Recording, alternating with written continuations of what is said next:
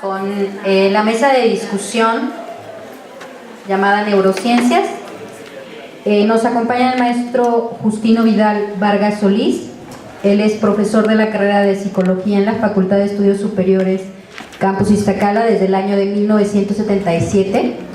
Ha colaborado principalmente en el área de educación especial y rehabilitación en la impartición de materias teóricas y la supervisión práctica. También en el área de psicología clínica, metodología y métodos cuantitativos.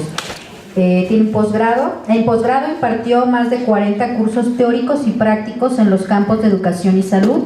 Uno de los profesores pioneros en la construcción de los sistemas a distancia, en la colaboración de programas relacionados con filosofía, desarrollo del adolescente y necesidades educativas especiales.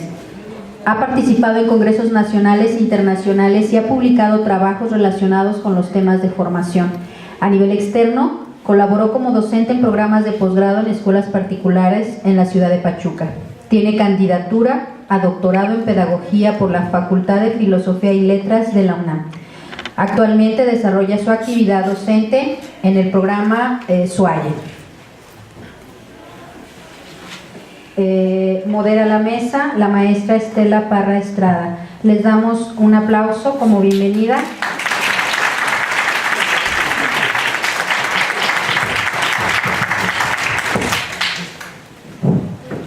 Muy buenos días. Vamos a dar inicio a esta mesa. En esta mesa vamos a hacer un pequeño recorrido sobre las neurociencias desde diferentes aproximaciones. Vamos a escuchar a los profesores durante 30 minutos y al final vamos a tener un espacio para preguntas y respuestas y entablaremos un diálogo entre todos.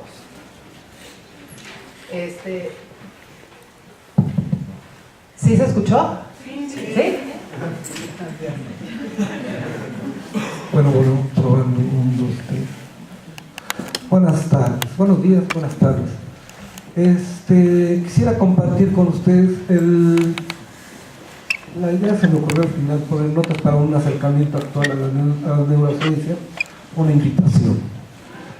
Bueno, ya escucharon mi trayectoria. De alguna manera, quisiera empezar a compartir que desde hace 40, 45 años, la psicología dentro del campo institucional sí ha contemplado las neurociencias de alguna manera. Nosotros entramos con una materia que era algo así como el terror, que se llamaba bases biológicas de la conducta, donde realmente lo que se daba generalmente, imagínense, una primera parte nos daban los compañeros médicos y teníamos que leer Nava Segura, que era aprenderte todo el sistema nervioso, que obviamente no nos lo aprendimos, pero bueno, ese era el criterio. Y la segunda parte era leer el Dobson, que acababan de traducir, y eso nos lo daban los compañeros psicólogos. A lo que voy es que desde una manera institucional, las neurociencias han tenido un espacio que cada vez se va acercando más y más a campos de tipo multidisciplinario. Me gustó, llegué a la ponencia del maestro Montiel y de ahí voy a retransformar mi exposición porque me pareció que había cosas interesantes. El hablar de bases biológicas de la conducta o de neuropsicología actualmente debemos tomarlo un tanto cuanto con pinzas, porque ahorita entendemos, neurociencias hay hasta de lo que se les ocurra, y hay una cantidad de libros y de materiales que se están exponiendo, incluso a nivel comercial, a nivel de divulgación y todo eso. Obviamente nuestro papel es regular ese tipo de conocimiento dentro de un elemento de tipo multidisciplinario. Lo que el maestro Montiel decía, hay que tener cuidado y hay que tener como una serie de bases. Yo ahí lo pondría como una serie de bases dinámicas, porque esta invitación que yo les quiero hacer es obviamente revisar casi desde Platón hasta a la realidad, porque ahí vamos a encontrar elementos de neurociencia, cuestiones biológicas de la conducta. El problema ha sido cómo ha girado alrededor de la psicología y cómo ha sido incorporada al conocimiento. No es nada nuevo que en los 80s, a mí me llamó la atención uno de los libros que salió, que fue que la OCDE ya recomendaba la neuroeducación. Entonces dice uno, bueno, perfecto, me parece genial, pero ¿quién nos va a capacitar? ¿Quién va a capacitar a los maestros? ¿Quién va a capacitar a los docentes? Para que no se nos vayan, porque de repente, como decía el maestro Montiel, se ponen a dar etiquetas, simplemente la etiqueta está controversial, ¿no? El de trastorno por déficit de atención y hiperactividad, ¿no? Hay que tener mucho cuidado porque, bueno, pues implica, ¿no? Actualmente ya hay mucha gente bipolar y cosas de ese tipo. Ojo, porque ahí tenemos mucho que aportar y mucho que indagar. Bueno, voy a empezar un poco. Bueno, la neuropsicología es una disciplina contemporánea en desarrollo constante, lo que te estoy comentando, de alguna manera. Yo voy a tomar dos autores, Tirapú y Portobello, y obviamente ellos lo que me gustó sus trabajos porque ellos lo que dan es como un panorama crítico en el sentido de la neurociencia. O sea, como los que no, ahorita a mí me llama la atención el último libro que vi que no compré y que sí me gustaría, es el libro de argentino que se pedía Manu, que hizo un libro para niños de neurociencias. Y lo que estaba muy divertido y realmente tenía buena información. Bueno, hay que considerar para las neurociencias una historia filogenética y ontogenética, o sea, la parte biológica y la parte de construcción social. En el ser humano, las neurociencias tienen una peculiaridad, o sea, hasta dónde tenemos esas famosas elementos de qué es lo que estudiamos con las neurociencias. En los elementos más generales, de repente dicen, no, pues ahorita estamos en la cuestión de la inteligencia artificial, ¿no? Estaba revisando a los que les dan ahora premios Nobel, que son los economistas conductuales, y uno de ellos dice, ¿y para qué estudiamos la inteligencia artificial si ni siquiera sabemos de la estupidez natural? ¿No? Eso obviamente lleva a qué elementos estamos apropiando de la historia genética de nuestro organismo en general, como para poder, como psicólogos, trabajar. La experiencia que yo tuve en el trabajo, tanto en clínica como en educación especial, es que estos planteamientos comportamentales siempre decían, hay que tomar lo biológico, lo conductual, y bueno, se me fue la otra. Pero generalmente metían lo biológico, y obviamente cuando hacíamos evaluaciones siempre tratábamos, bueno, sobre todo en la educación especial, de tener un referente biológico. A nosotros nos tocan muchos niños, afortunadamente ya no hay tanto, bueno, ya no traen tantos, con la inclusión no sé cuánto vaya a pasar, pero venían muchos niños con parálisis cerebral, o niños sordos, o niños con problemas de visión. ¿Para qué nos servían las neurociencias? Pues para tener una aproximación. Yo creo que en ese momento sí podíamos en algún momento determinado decir, bueno, sí, el niño nació con cierto tipo de defectos biológicos, ¿qué es lo que podemos hacer psicológicamente para el aprendizaje? Y eso tiene que ver con la ontogenia. ¿Cómo construimos al ser humano a partir de lo social, a partir de lo antropológico, a partir de lo económico? Se utiliza mucho la metáfora de una máquina que regula los procesos fisiológicos y psicológicos. Generalmente esto hay que tomarlo como tal, como una metáfora. Cuando tengan tiempo y ganas, les recomiendo el libro de Turbine, El mito de la metáfora, del Fondo de Cultura Económica, en donde ahí lo que nos dice, bueno, que no lo lean, les voy a decir en 3 palabras, pero bueno, intenten leerlo. Básicamente lo que dice es que la ciencia se construye a partir de metáforas. El problema es si nos quedamos en la metáfora o no, ¿sí? Y el caso obviamente de las cuestiones de la neuro, bueno, la neuro, a pesar de que tenemos el cerebro, y su regulación con todo el organismo y su regulación con la parte social, ambiental y todo eso, pues no hay que quedarnos como en la metáfora, ¿no? Hace tiempo les comentaba, había muchos niños que venían a la clínica con problemas de parálisis cerebral. Cuando empezó a surgir las metáforas de la computadora, yo hasta ahora me enteré leyendo a Oliver Sacks. Había una traducción de una mujer que se llama, pero que todavía viva, Isabel Rapán, y fue de las pioneras en poner que la mente era como un chip. Entonces algunos que éramos como muy críticos y escépticos decían, bueno, pues es que entonces no tendría sentido, ¿no? Le cambias el chip y se acabó, y no es tan fácil. Sin embargo, Sacks habla maravillas de ella, ¿no? O sea, ya se murió. Entonces ahí el asunto es de Piracu, que es el autor que dice que él toma un elemento tipo de la biología evolucionista y asume pues las partes que debemos también retomar de Darwin. Una conducta universal más allá de las diferencias culturales. Sí, para él hay una conducta universal. Hay un libro por ahí que se perdió la traducción, puede conseguirlo en inglés, que son las emociones en el hombre, de Darwin, que es la línea entre lo filogenético y lo ontogenético.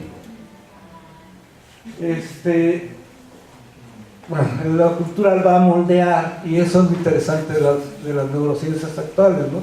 De que hablan de un moldeamiento y cuestiones de ese tipo. El segundo es el funcionamiento cerebral, que define nuestra naturaleza y se desarrolla al igual que en otras especies.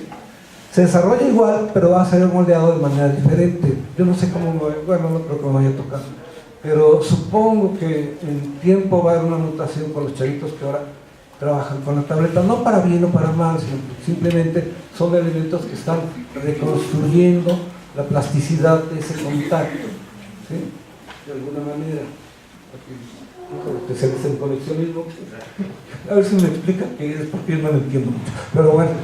Y de los factores ambientales que diseñaron nuestro cerebro ocurrieron en el Pleistoceno, y bueno, no han cambiado mucho, aunque uno diga, no, sí han cambiado. Entonces, ahí está Trump, no hablo de los nacionales, pero no ha cambiado, ha cambiado cualitativamente de una manera gradual.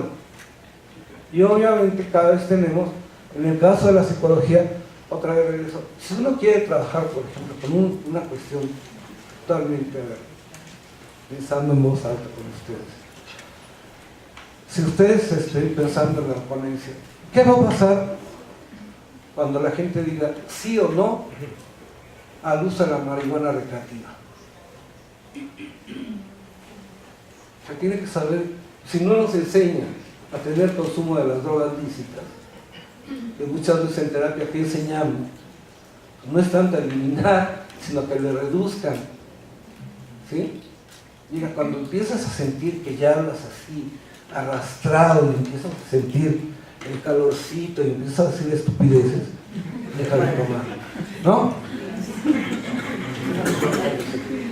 Y esa es la parte psicológica del enseñarlo. El cigarro, bueno, pues a ver, realmente, hasta ahora que está muy de moda esas cosas de mindfulness, me llamó la atención una lectura de John Kabat-Zinn, en donde él tiene una parte donde enseña, dice, bueno, pues a ver, usted fuma, y de verdad le gusta el sabor del cigarro, y cuando y hace una descripción como de contracondicionamiento, uno dice, bueno, pues sí, finalmente sabe bastante horrible, ¿no? En fin.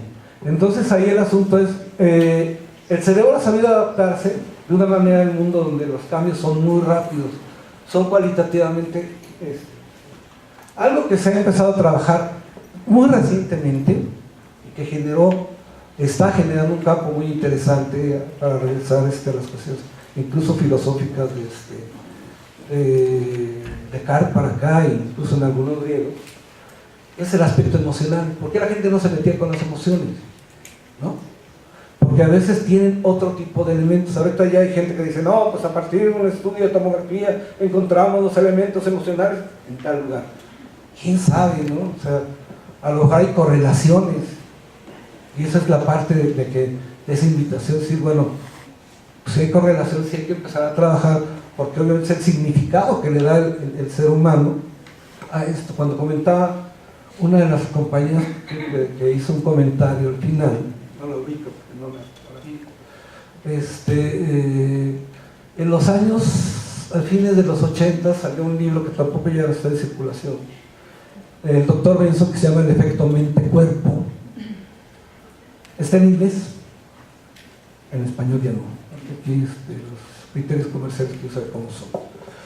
Y él lo que daba era justamente cómo elementos de tipo antropológico cambiaban el comportamiento del ser humano, y eso se regulaba como un todo. Y el ejemplo que ponen, que lo quiero compartir con ustedes, ese se va a un campo, no me acuerdo a dónde, en donde está prohibido comer una gallinita a menores de edad, solamente la pueden comer a partir de cierta edad en adelante, porque es una cuestión de ritos y todo.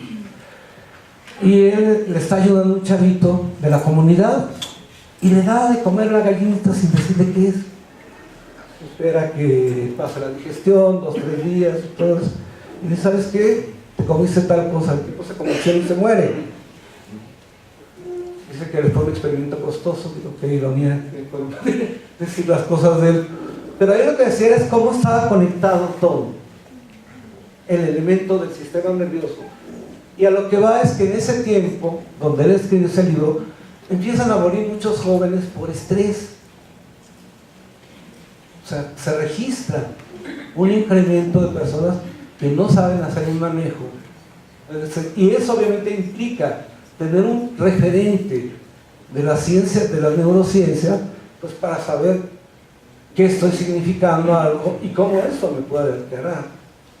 Es cierto lo que dice, bueno, yo estaría de acuerdo con lo que dice el señor Montiel, en el sentido de claro, sí hay que especializarse, pero hay que empezar desde los elementos que tenemos en la práctica cotidiana. Bueno,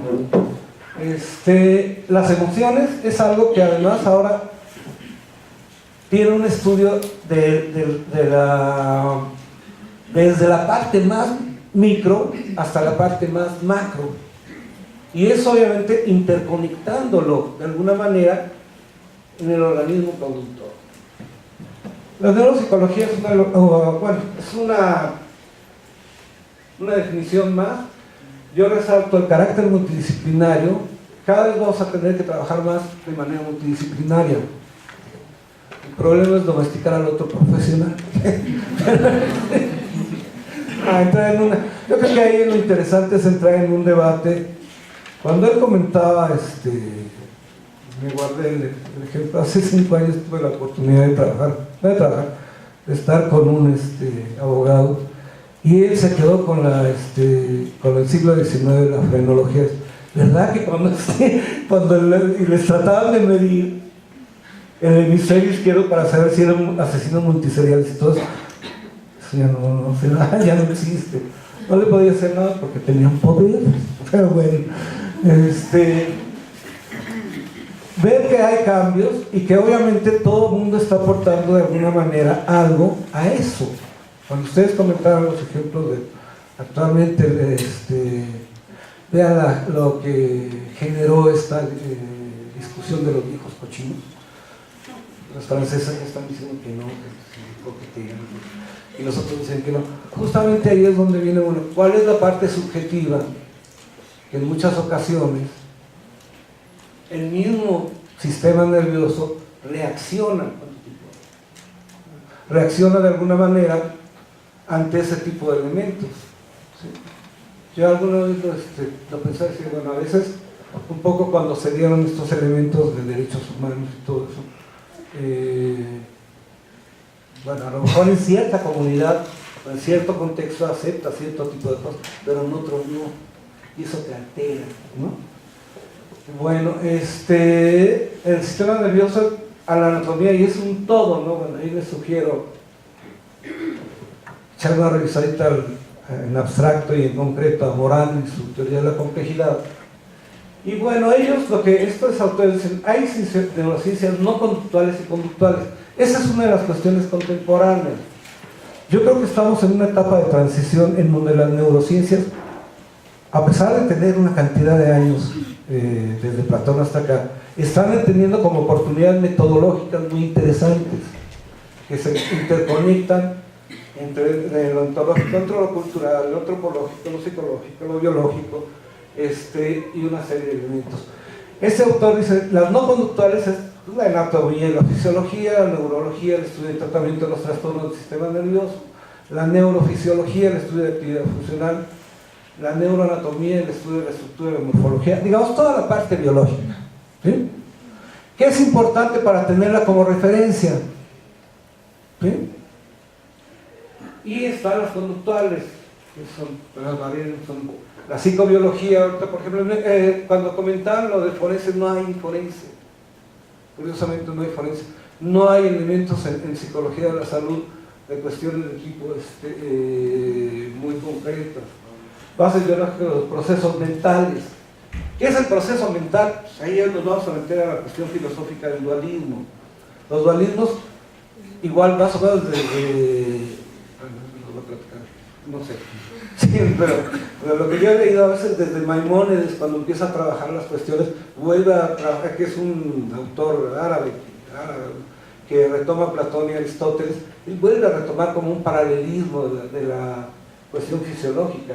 Los mecanismos neurobiológicos del comportamiento mediante manipulación del cerebro en experimentos controlados. Ahí tienen sus programas de Discovery Channel, ¿no? Que son muy interesantes, pero les dan así la punta del iceberg. Lo interesante es buscar el estudio y ver cómo lo hicieron, qué es lo que manipularon, cómo manipularon y cuáles serán los contextos que están integrando. La psicofisiología, que hay 2 o 3 trabajos interesantes, 2 de libros para formación, y la relación entre los procesos psicológicos y el proceso fisiológico en seres humanos sin recurrir a técnicas invasivas. También lo leía con solo leí con Siegel, que trabaja cerebro, mindfulness y todo esto. Y por ejemplo dice que en Estados Unidos el problema es que muchos están yendo a ver a los psicólogos, pero para que los muevan psiquiátricos, porque ya están muy, ya trabajan mucho, o sea, para que les dé la medicina, el medicamento. Cuando, por ejemplo, nosotros desde hace mucho tiempo te relajas, ahora está el mindfulness, meditación. Entonces ahora hay que trabajar elementos de tipo no invasivo, o sea, volver a la cuestión. Descleve-Brauer, que no es comercial y no me da mi calendario, editó un libro que yo espero leer, en donde ya hay una vinculación donde dicen, los psicólogos no podemos recetar. Pues hay una línea donde dicen, hay que darle para que receten, pero por la demanda de tipo social, ahí hay que tener mucho cuidado.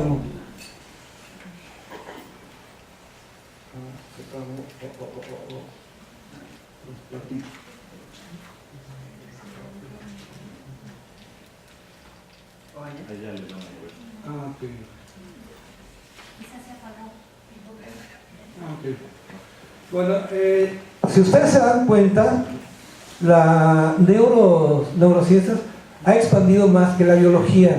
¿Por qué? Justamente por el carácter de tipo multidisciplinario, y sigue avanzando. Eso es lo interesante.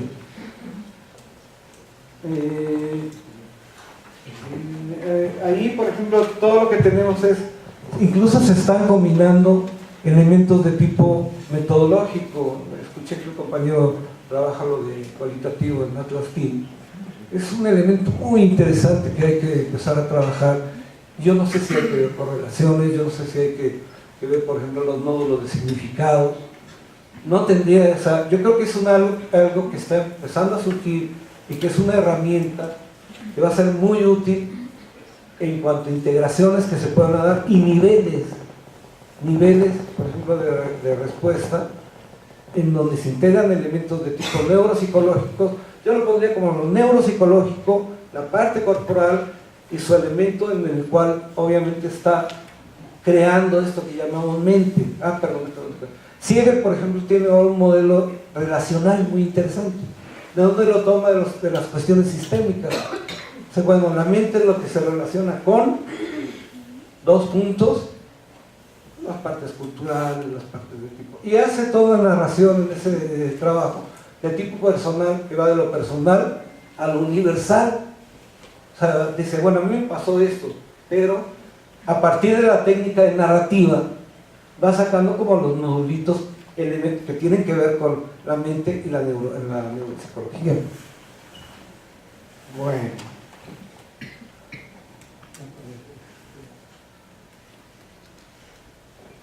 Las características de la neuropsicología básicamente utiliza modelos humanos. Ya no se trata de utilizar modelos animales, sino modelos humanos, y para eso tenemos los estudios de caso, para eso tenemos la narrativa, para eso tenemos las etnografías. Y bueno, si quieren meter algunas cuestiones tradicionales, no está de más, pero hay que integrarlas, ¿sí? Piensen en hay mucha demanda en Sayet, no voy a adjetivarlo, porque es psicología clínica. Cuando la psicología clínica está en el video ya con lo de salud, y cuando hay otros tipos de elementos cada vez más amplios. Ahorita, ¿qué es lo que estamos trabajando? Que se requiere en epidemiología, depresión que va al alza, las enfermedades crónico-degenerativas y las cuestiones ansiógenas, ¿no? Bueno, eso son elementos que, bueno, hay que empezar a trabajar de una manera integral, y ahí la neuropsicología obviamente nos va a dar muchos indicadores, muchos caminos. El criterio científico, aunado a esto, yo creo que ya no estamos así como en la idea, bueno, de decir, a ver, ¿tú eres cualitativo o cuantitativo? ¿No? Soy cualitativo Vargas Solís para servirles a usted. Así empezó esto, ¿no? Yo creo que hay que tener claro qué es lo que queremos hacer, y obviamente pues tener en cuenta los dos, la integración de los dos, y obviamente la metodología pues, siempre va a estar transformándose. Ojo, pues, porque es eso, la metodología es una guía, tiene que ver con guía, y bueno, pues que al principio podemos tener problemas y todo eso, perfecto, pues es exactamente parte de la construcción científica. Estudia las funciones superiores. ¿Cuáles son las funciones superiores? Pensamiento, memoria, percepción y lenguaje. A partir de esas cuatro es lo que creamos los procesos superiores, lo cognitivo, lo fisiológico y todo eso. Entonces, eso es incluso lo que podríamos decir la mente, o sea, para la gente que todavía la radicaliza. ¿Y qué es la mente? Son los procesos superiores que obviamente se van a empezar a trabajar, pero dependiendo de una interacción muy compleja. Igual les sugiero, si están interesados en algún momento, lean esto en inglés, se llama el famoso rewire, o sea, el cableado de lo neurofisiológico, con eso se dan muchos elementos. Estudia las consecuencias del daño cerebral sobre los procesos cognitivos. Pues eso lo va a seguir haciendo, y ya nada más para terminar, no me metan en estrés, puede fulminar el infarto. Bueno, la orientación de la neuropsicología, según él da un corte muy interesante que pongo a consideración. Léanlo, discútanlo. Alguien preguntaba desde cuándo los campos de profundización. Híjole, a mí no me gusta decir eso, pero yo hice todo el programa de mis educativas especiales y yo lo puse en diferentes momentos. No sé qué ocurrió al final, pero al final yo incorporaba, por la experiencia que tuve en educación especial, incorporé este conocimiento, no sé cómo. Yo nada más doy el inicio. Bueno, él da un corte de 30 años para acá, de los 70 para acá, es la orientación neuropsicológica, así en pocas palabras, ahí está. El primer paradigma es: el cerebro da más peso que la conducta. Y eso lo seguimos teniendo. Cuando va con un médico, o sea, el típico problema, el niño nació con síndrome de Down. O sea, algunos tienen problemas de tipo neurológico y se tratan de trabajar más la parte neurológica que la parte de tipo psicológica. El otro elemento es de orientación psicológica, donde está al revés. Se le da más peso a la conducta que al cerebro. Y bueno, según este autor, ninguna de las dos. O sea, tendría que llegó la propuesta que más vale tarde que nunca, pero la neuropsicología dinámica, que es de Alexander Romanovich Luria, que eso no debe tener más allá de 20 o 30 años en traducción en Occidente. Acaban de editar, si a alguien le interesa, en Routledge los escritos, sus escritos selectos. Viene un artículo muy interesante donde dice ¿qué aportó Vygotsky a la neuro? ¿Sí? Entonces, lo que él dice es que hay que trabajar las dos partes de manera interactiva y que cada una de ellas debe estar retroalimentando para empezar a trabajar. Los escritos de Luria, por desgracia, ya no se encuentran en español, los editaba Fontanella, pero están dando muchísimo que trabajar. Sobre todo búsquenle por ahí en elementos, cuando vean cuestiones de ejecutiva, del cerebro ejecutivo, están basados en ellos. Lean a Oliver Sacks es muy interesante, porque aparte de que nos presume que él se cateaba con Luria, ¿sí? Vean el de la mujer, ¿no? El de la mujer que se creía para es un resumen de todo su trabajo. Y ahí va dando elementos narrativos, metodológicos muy interesantes de cómo se veía este tipo de... Gracias.